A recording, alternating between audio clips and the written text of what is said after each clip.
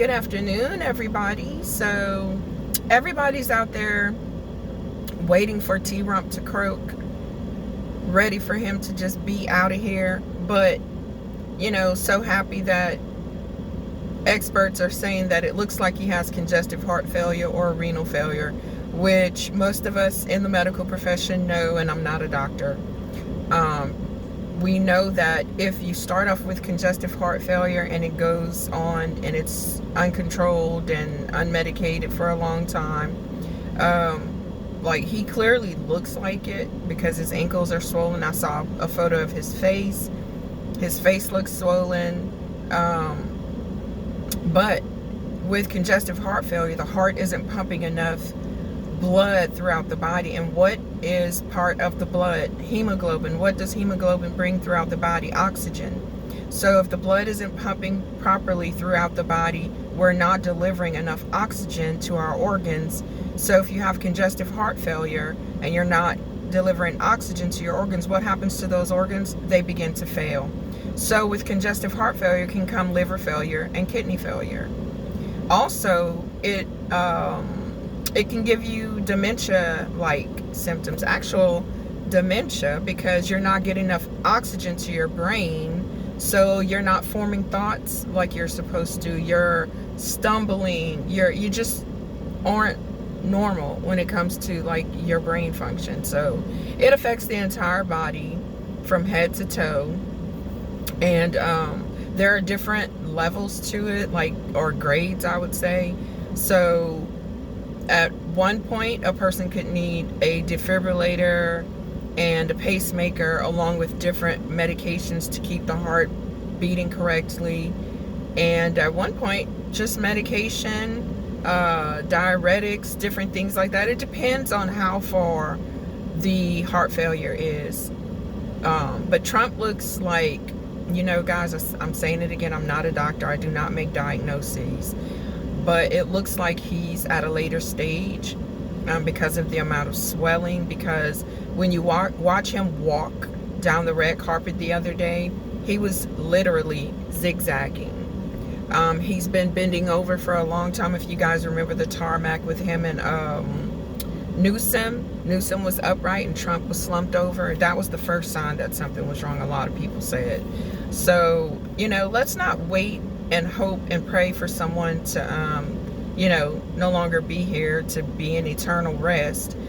But I don't know if he's going to eternal rest because he's caused so much hurt and heartache and damage to the world. But that's not me. That's up to God. But also, you guys, I wanted to say this. If he loses his life, we're really going to be up shit creek without a paddle. You know why? Go look at J.D. Vance's past. Really, and he's like all in with the Project 2025. When Trump said he didn't know a damn thing about it, I'm not quoting him directly, okay?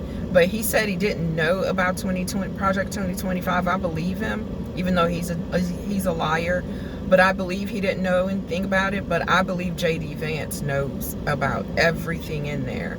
And they're playing Donald Trump like a fiddle. He's a sick man. He's literally sick now. You can see it with your own two eyes. He has probably been sick for a while, and they have probably been playing him for a while. And this thing that's going on in the United States right now, it goes way beyond Trump. It goes way above his pay grade. Just think about how much power someone has to have to be able to just throw the Constitution in the trash and do all of these things that they're doing.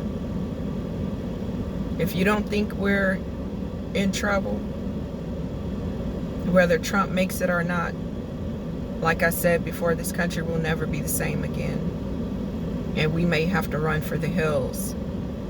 Literally run. Because they're starting off slowly with martial law. They're putting the troops in. They had the troops in Los Angeles.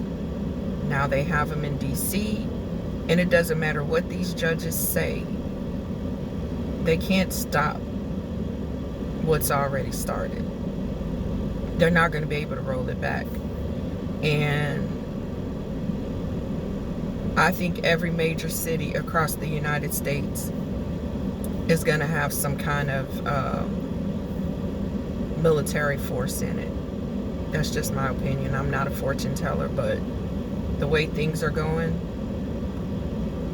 it doesn't look good. So, you know, I wish we didn't have this guy in the White House, but to be honest, I would rather have him in there than J.D. Vance. Let me know what you guys think about this in the comments.